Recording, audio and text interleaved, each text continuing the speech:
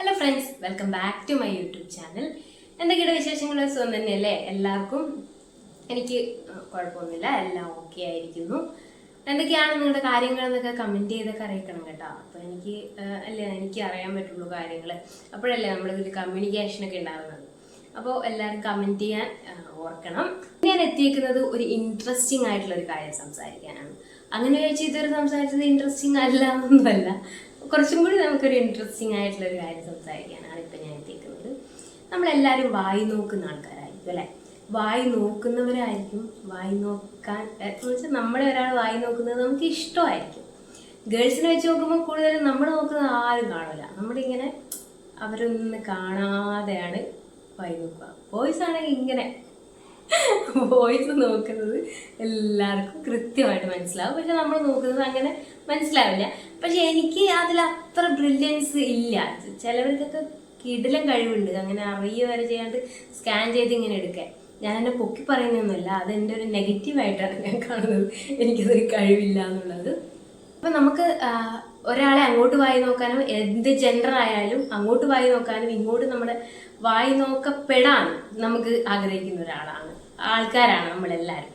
അപ്പോൾ ഈ വായി നോട്ടം എന്നുള്ളതിൽ ഫസ്റ്റ് ഉദ്ദേശിക്കുന്ന കാര്യം എന്ന് വെച്ച് കഴിഞ്ഞാൽ ഫിസിക്കലായിട്ടുള്ള ഒരാളെ എന്താണ് അവരുടെ ഫസ്റ്റ് എന്ന് പറഞ്ഞാൽ ഒരു ബോഡിയാണല്ലോ നമ്മൾ കാണുന്നത്, ഫേസ് കാണുന്നത്. അപ്പോൾ അവരെ അട്രാക്ട് ചെയ്യുന്നത് എന്താണ്, എന്ത് ഫാക്ടേഴ്സാണ്, അതാണ് നമുക്ക് ചിലപ്പോൾ നമുക്ക് ഇഷ്ടമുള്ള ഒരാളെ ഫീച്ചേഴ്സും കാര്യങ്ങളൊക്കെ ആയിരിക്കും അവർക്ക് ഉണ്ടാവുക, അതായിരിക്കും നമുക്ക് ഇഷ്ടപ്പെടുന്നത്. അങ്ങനെ പല പല കാരണങ്ങളും ഉണ്ടായേക്കാം. അപ്പോൾ എന്തായാലും ഫിസിക്കൽ അപ്പിയറൻസിനാണ് നമ്മൾ അവിടെ ഇമ്പോർട്ടൻസ് കൊടുക്കുന്നത്. അപ്പം നമ്മളായാലും ഇപ്പോൾ പുറത്തിറങ്ങുമ്പോൾ കുറച്ച് നല്ല വൃത്തിയിൽ ഇറങ്ങണം. നമ്മളിപ്പോൾ വീട്ടിലാണെങ്കിൽ ഒരുമാതിരി കൂറക്കോലത്തിലൊക്കെ നമ്മൾ ഇരിക്കുമല്ലോ. ഞാനൊക്കെ ആണെങ്കിൽ അങ്ങനെയാണ്. ഞാൻ എൻ്റെ ഓൾറെഡി ഡേ ഇൻ മൈ ലൈഫൊക്കെ നിങ്ങൾ കണ്ടിട്ടുണ്ട്. ഞാനൊരു കമ്മൽ, മാല ഒന്നും ഇടില്ല, ഓർണമെന്റ്സ് ഒന്നും ഇടില്ല.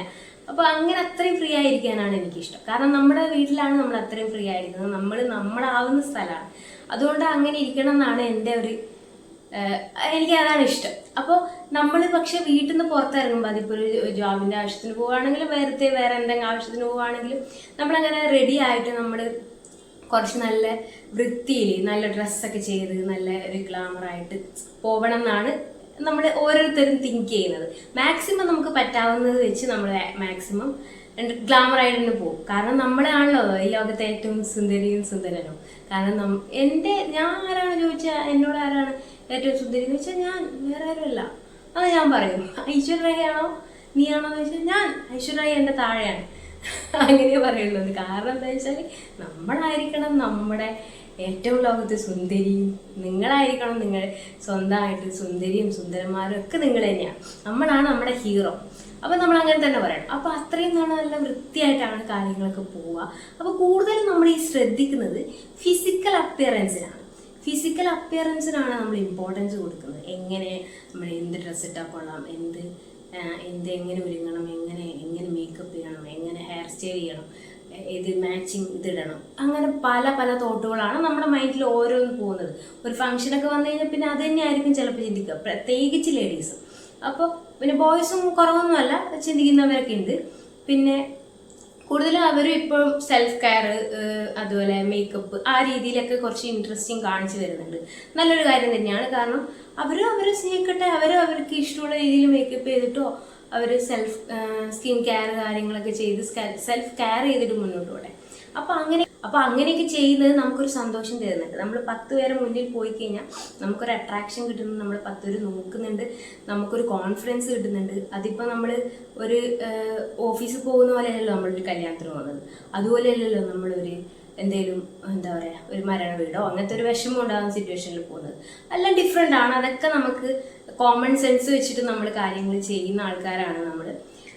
പക്ഷെ നമ്മൾ ഫിസിക്കൽ അപ്പിയറൻസിന് ഇമ്പോർട്ടൻസ് കൊടുക്കുന്നത് പോലെ തന്നെ നമ്മൾ കൊടുക്കേണ്ട വേറൊരു കാര്യമാണ് മെൻ്റലായിട്ടുള്ള നമ്മുടെ ഒരു ഹെൽത്ത് എന്നുള്ളത്.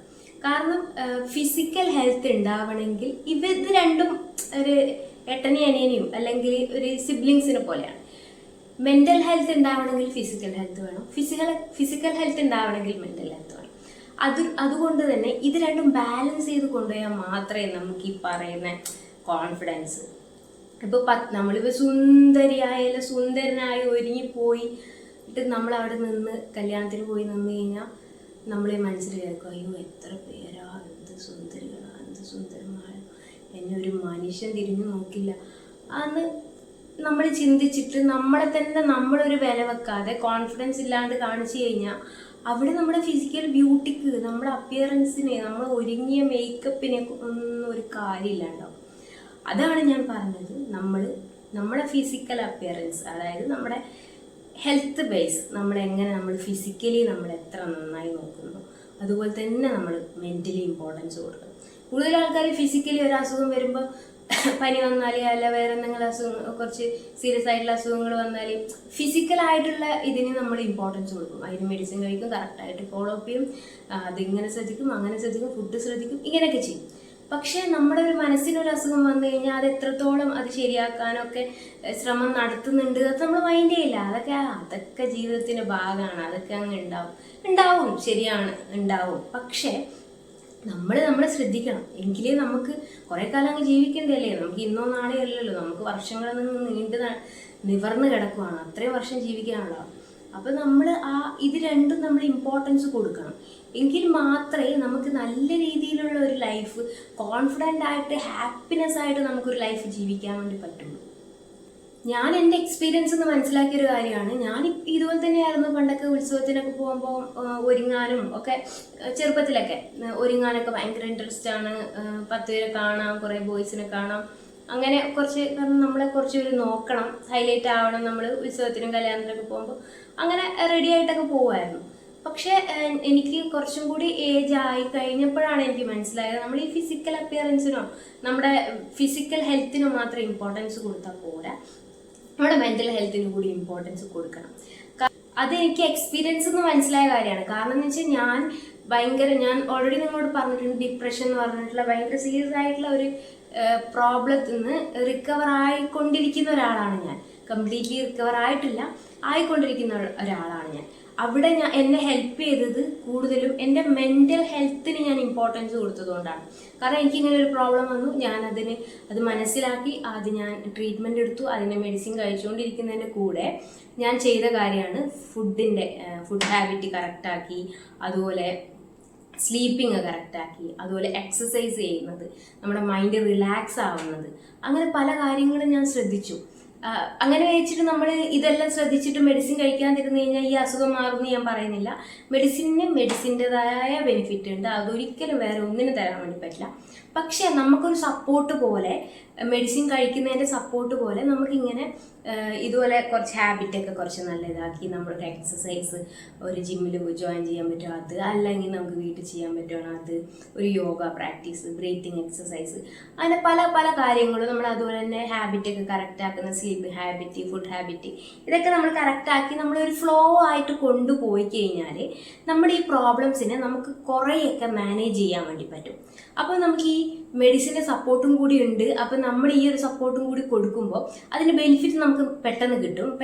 പെട്ടെന്ന് മീൻസ് നമുക്കത് ഒരു റിക്കവർ ആവുന്ന ഒരു പ്രോസസ്സിന് എടുക്കുന്ന ടൈമില്ലേ, അത് കുറഞ്ഞു കിട്ടും. എനിക്ക് എൻ്റെ എക്സ്പീരിയൻസിൽ നിന്ന് അങ്ങനെ മനസ്സിലായ കാര്യമാണ്. എനിക്ക് അങ്ങനെ ഒരു ടൈം തുടക്കത്തിൽ എനിക്ക് അതൊന്നും പറ്റിയില്ല, കുറച്ചൊന്നും മരുന്നിൻ്റെ സപ്പോർട്ടൊക്കെ കിട്ടിക്കഴിഞ്ഞപ്പോഴാണ് ഞാൻ ഇങ്ങനത്തെ കാര്യങ്ങളൊക്കെ ചെയ്തു തുടങ്ങിയത്. അങ്ങനെ ചെയ്തു, പിന്നെ എനിക്ക് അതിൻ്റെതായ റിസൾട്ട് കിട്ടിയിട്ടുണ്ട്. അപ്പം ഞാൻ പറഞ്ഞു വരുന്നത് എന്താണെന്ന് വെച്ചാൽ, ഇപ്പം നമ്മൾ 10 പേരെ മുന്നിൽ നമ്മൾ കാണാൻ പോവുകയാണെങ്കിലും, മീൻസ് നമ്മളിങ്ങനെ ഒരു 10 പേരെ മുന്നിൽ ഒരുങ്ങിപ്പോയി അവരെ നമ്മൾ കാണണം, നമുക്ക് വേറെ ആൾക്കാരെ നോക്കണം എന്നാണെങ്കിലും നമുക്കൊരു കോൺഫിഡൻസ് വേണം. ഞാൻ ഒരു കോൺഫിഡൻ്റ് ആയിട്ടുള്ള ഒരു വിമനാണ്. എനിക്ക് എൻ്റെതായ ഐഡൻറ്റിറ്റി ഉണ്ട്, ആറ്റിറ്റ്യൂഡ് ഉണ്ട്, എനിക്ക് എൻ്റെതായ ബിഹേവിയർ ഉണ്ട്, എനിക്ക് എൻ്റെതായ സ്റ്റൈലുണ്ട്, എല്ലാം എനിക്ക് എൻ്റെതായ ഇതുണ്ട്, എൻ്റെതായ ഭംഗി, ബ്യൂട്ടി ഉണ്ട്. എനിക്ക് നല്ല ഫീച്ചേഴ്സാണ്. എൻ്റെ ഫിസിക്ക് ഇങ്ങനെയാണ്, കുറച്ച് കറുത്തിരിക്കുന്നുണ്ടെങ്കിലും അതൊന്നും, കറുപ്പ് എന്ന് പറയുന്ന നിറം മാത്രമാണ്, അത് ഓരോ വ്യക്തിനനുസരിച്ച് ഇങ്ങനെ ഡിഫറെൻ്റ് ആയിക്കൊണ്ടിരിക്കും. അതൊന്നും നമ്മളെ ബോദർ ചെയ്യുന്ന കാര്യമല്ല. മറ്റേ ഇൻസെക്യൂരിറ്റീസ് നല്ലാണ്ട് കുറയും. കാരണം എന്ന് വെച്ചാൽ ഇൻസെക്യൂരിറ്റീസ്, നമ്മൾ കോൺഫിഡൻസ് ആയിരിക്കുന്നിടത്തോളം കാലം നമ്മളെ ആർക്കും തകർക്കാൻ പറ്റില്ല. നീ കറുത്തിട്ടല്ലേ എന്ന് ചോദിച്ചു കഴിഞ്ഞാൽ ഞാൻ പറയാം കറുത്തിട്ടാണ്. ഇപ്പം എന്തായാലും ഇപ്പോൾ കറുത്തിട്ട് ഇപ്പം ഒന്നും ചെയ്യാൻ പറ്റില്ല, ഞാനിങ്ങനെ ജനിച്ചു പോയി, അപ്പം പിന്നെ എനിക്ക് അങ്ങനെ പറ്റുള്ളൂ, വേറെ ഒന്നും ചെയ്യാൻ പറ്റില്ല എന്ന് പറഞ്ഞാൽ അങ്ങനെ നമുക്ക് അവരെന്ത് പറഞ്ഞാലും നമുക്ക് മൈൻഡ് ആവില്ല, നമുക്കത് മൈൻഡിൽ കയറില്ല ആ കാര്യം. കാരണം എന്ന് വെച്ച് കഴിഞ്ഞാൽ കുഞ്ഞിലൊക്കെ നമ്മൾ എന്ന് പറഞ്ഞാൽ ആരെങ്കിലും എന്തൊക്കെ പറഞ്ഞാൽ അയ്യോ വിഷമമായി കരച്ചിലായി വീട്ടിൽ വന്ന് പറയുക, അങ്ങനെ ഇങ്ങനെ നമ്മൾ കുറേ കാലം അതിനെക്കുറിച്ച് വിഷമിക്കുക, അങ്ങനെയൊക്കെയല്ലേ. പക്ഷെ ഇപ്പം നമ്മൾ ആരും അങ്ങനെ 2 പ്രാവശ്യം അവർ പറയുള്ളൂ, പോട്ടെ 1 പ്രാവശ്യം അവർ പറയുള്ളൂ. നമ്മളോട് എന്തെങ്കിലും പറഞ്ഞ് നമ്മൾ ബോൾഡായിട്ട് അവർക്ക് റിപ്ലൈ കൊടുത്തു കഴിഞ്ഞാൽ പിന്നെ അവരൊന്ന് പറയാൻ പേടിക്കും. ഈ ബോഡി ഷേമിങ് ചെയ്യുന്ന ആൾക്കാർക്ക് നമ്മളത് സമ്മതിച്ചു കൊടുക്കാനുള്ളതാണ്. ഞാൻ നീ പൊക്കമില്ലല്ലോ, അല്ലെങ്കിൽ നീ ഹൈറ്റ് ഉണ്ടല്ലോ, നീ കറുത്തിട്ടാണല്ലോ, നീ വെള്ളക്കുറയാണല്ലോ, ഇങ്ങനെയൊക്കെ പറയുമ്പോൾ നമ്മൾ അതേ അതിനെന്താ ഞാൻ അങ്ങനെയാണ്, ഞാൻ അങ്ങനെ ആയിരിക്കാനാണ് എനിക്കിഷ്ടം, അങ്ങനെയാണ്, അങ്ങനെ ആയിപ്പോയി, ഇപ്പം എനിക്ക് എന്ത് ചെയ്യാൻ പറ്റും. നമ്മൾ ബോൾഡായിട്ട് റിപ്ലൈ കൊടുത്തു കഴിഞ്ഞാൽ അവരവിടെ സ്റ്റക്കാവും, അവർ പിന്നെ നമ്മളോട് സംസാരിക്കാൻ വേണ്ടി വരില്ല. അപ്പം ഈ ബോൾഡ്നെസ്, ഈ കോൺഫിഡൻസ് നമുക്ക് കിട്ടുന്നത് നമ്മൾ മെൻ്റലി നമ്മൾ എത്രത്തോളം സ്ട്രോങ് ആയിരിക്കുന്നു, മെൻ്റലി നമ്മൾ എത്രത്തോളം കോൺഫിഡൻ്റ് ആയിരിക്കുന്നു എന്നുള്ളതാണ്. ഞാൻ മെൻ്റലി ഭയങ്കര എന്താ പറയുക, ഭയങ്കര സ്ട്രെങ്ത് ഉള്ള ആളാണെന്ന് ഞാൻ ഒരിക്കലും പറയുന്നില്ല. കാരണം എനിക്കറിയാം ഞാൻ മെൻ്റലി കുറച്ച് വീക്കായിട്ടുള്ള ആളാണ്. കാരണം എന്ന് വെച്ചാൽ ഞാൻ ഓൾറെഡി നിങ്ങളോട് പറഞ്ഞിട്ടുണ്ട്, എനിക്ക് സന്തോഷം വന്നാൽ, സങ്കടം വന്നാൽ, ദേഷ്യം വന്നാൽ ഒക്കെ വരുന്ന ഒരു വികാരമേ ഉള്ളൂ, അത് കരച്ചിലാണ്. ചിലപ്പോൾ അത് എൻ്റെ സാഹചര്യങ്ങളുണ്ട്, ഞാൻ വളർന്ന എൻ്റെ സിറ്റുവേഷൻ, എൻ്റെ ചൈൽഡ്ഹുഡിലുണ്ടായ പ്രോബ്ലംസ്, അതിൻ്റെ ട്രോമ കാര്യങ്ങളൊക്കെ എൻ്റെ മൈൻഡ് അങ്ങനെ ആയിപ്പോയി. കാരണം ആ ഒരു വികാരം മാത്രമേ, ആ ഒരു കരച്ചിൽ എന്ന് പറയുന്ന സംഭവം മാത്രമേ നമുക്ക് കിട്ടിയിട്ടുള്ളൂ. അപ്പോൾ അതുകൊണ്ടായിരിക്കണം എന്ത് വന്നാലും അതാ ഫസ്റ്റ് വരുന്നത്. ഒരാളോട് ദേഷ്യപ്പെട്ടിട്ട് നമ്മൾ തർക്കിക്കുമ്പോൾ പോലും ഞാൻ കരയേയില്ല. പക്ഷെ ഇതിപ്പോൾ അതിന് ഓരോ ഇയർ, ഓരോ കാലം കഴിയുന്നതിനനുസരിച്ച് അതിന് ഭയങ്കര ഡിഫറൻസ് വരുന്നതായിട്ട് എനിക്ക് മനസ്സിലാവുന്നുണ്ട്. ഞാൻ കോളേജിൽ പഠിച്ചുകൊണ്ടിരിക്കുന്ന ആളല്ല, പഠിച്ചുകൊണ്ടിരുന്ന ടൈം ഉണ്ടായ ആളല്ല ഇപ്പോൾ ഒരിക്കലും ഞാൻ. ഇപ്പം ഞാൻ ഭയങ്കരമായിട്ട് മാറിയതുപോലെ തോന്നിയിട്ടുണ്ട്. പക്ഷേ ഇനിയും എനിക്ക് മാറാനുണ്ട്, ഇനിയും ഞാൻ ബോൾഡ് ആവാനുണ്ട്. അതിന് ഞാൻ എന്തൊക്കെ ചെയ്യണം? എനിക്ക് ചെയ്യേണ്ട കാര്യം, എനിക്ക് എന്തെങ്കിലും ഒരു മാർഷൽ ആർട്സ് പഠിച്ചാൽ കൊള്ളാമെന്നുണ്ട്, അത് കരാട്ടെ അങ്ങനത്തെ എന്തെങ്കിലുമൊക്കെ പഠിച്ചാൽ കൊള്ളാമെന്നുണ്ട്. കാരണം നമുക്ക് ഒരാൾ വന്നു കഴിഞ്ഞാൽ, നമ്മളെ ഒരാളെ ഇതാക്കാൻ വന്നാൽ നമ്മൾ തിരിച്ച് നമുക്ക് അവർക്കെതിരെ പ്രവർത്തിക്കാൻ പറ്റും, പ്രതിരോധിച്ച് നിൽക്കാൻ പറ്റും എന്നുള്ള ആ ഒരു സ്ട്രെങ്ത് നമുക്ക് കിട്ടാൻ വേണ്ടിയിട്ടാണ്. അതുപോലെ പല കാര്യങ്ങളും എനിക്ക് എന്തൊക്കെ എൻ്റെ ലാക്സ് ആയിട്ട് എന്തൊക്കെ എനിക്കില്ല അത് മനസ്സിലാക്കി അതിനനുസരിച്ചിട്ട് ഞാൻ ഫിസിക്കലിയും മെൻ്റലിയും ഒക്കെ ഞാൻ അതൊരു സ്ട്രോങ് ആക്കി എടുക്കാൻ, കുറച്ചും കൂടി എന്താ പറയുക, നന്നാക്കി എടുക്കാൻ വേണ്ടി ഞാൻ ആഗ്രഹിക്കുന്നുണ്ട്. അതിന് എന്തൊക്കെയാണ് ചെയ്യാൻ പറ്റുമോയെന്ന് ഞാൻ ആലോചിക്കുന്നുണ്ട്. എനിക്ക് പറ്റാവുന്ന രീതിയിൽ ഞാനത് എൻ്റെ ടൈമും സിറ്റുവേഷൻസും ഒക്കെ നോക്കിയിട്ട് ഞാനത് ചെയ്യുന്നുണ്ട്. അപ്പം ഞാൻ പറഞ്ഞു വന്നത് എന്താണെന്ന് വെച്ചാൽ, ഇപ്പം ഞാൻ സ്റ്റാർട്ട് ചെയ്തത് നമ്മൾ വായി നോക്കാനും വായി നോക്കപ്പെടാനും ഇഷ്ടപ്പെടുന്ന ആളാണ്.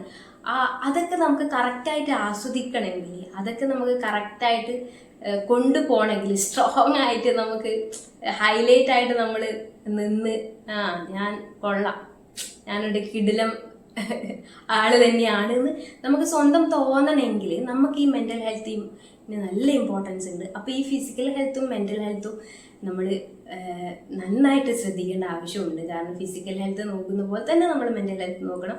ഇവർ രണ്ടുപേരും ഞാൻ ഓൾറെഡി പറഞ്ഞ പോലെ സിബ്ലിങ്സിനെ പോലെയാണ്. അവർ രണ്ടുപേരും അങ്ങോട്ടും ഇങ്ങോട്ടും വല്ലാത്ത രീതിയിൽ എന്താ പറയുക ഒന്നിച്ച് നിൽക്കുന്ന ആളാണ്. ഒരാൾക്ക് പ്രശ്നം വന്നാൽ മറ്റേ ആൾ ഡൗൺ ആവും.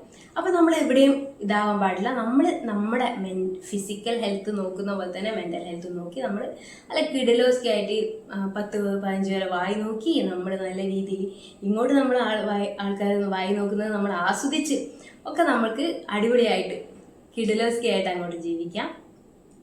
അപ്പോൾ ഇന്ന് ഇത്രയൊക്കെയാണുള്ളത്.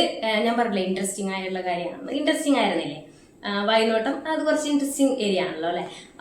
അപ്പോൾ ഇൻട്രസ്റ്റിംഗ് ആയിരിക്കുന്നു എന്ന് ഞാൻ വിചാരിക്കുന്നു.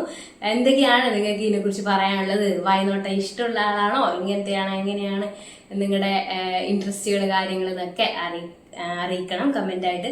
ഇതുപോലത്തെ പല പല ഇൻട്രസ്റ്റിംഗ് ആയിട്ടുള്ള കാര്യങ്ങളും പല പല മോട്ടിവേഷൻ, ഫിറ്റ്നസ്, അതുപോലെ ലൈഫ് സ്റ്റൈൽ അങ്ങനത്തെ ഏറ്റവും റിലേറ്റ് ചെയ്തിട്ടുള്ള കണ്ടന്റ്സ് ഒക്കെ ആയിട്ട് ഞാൻ വീണ്ടും വരുന്നതാണ്. അപ്പോൾ ഇന്ന് ഇത്രയൊക്കെ ഉള്ളൂ. എല്ലാവർക്കും വീഡിയോ ഇഷ്ടപ്പെടുന്നുണ്ടെങ്കിൽ ലൈക്ക്, ഷെയർ ആൻഡ് സബ്സ്ക്രൈബ്. അടുത്ത വീഡിയോ ആയിട്ട് ഞാൻ പെട്ടെന്ന് വരാം കേട്ടോ. Okay, by.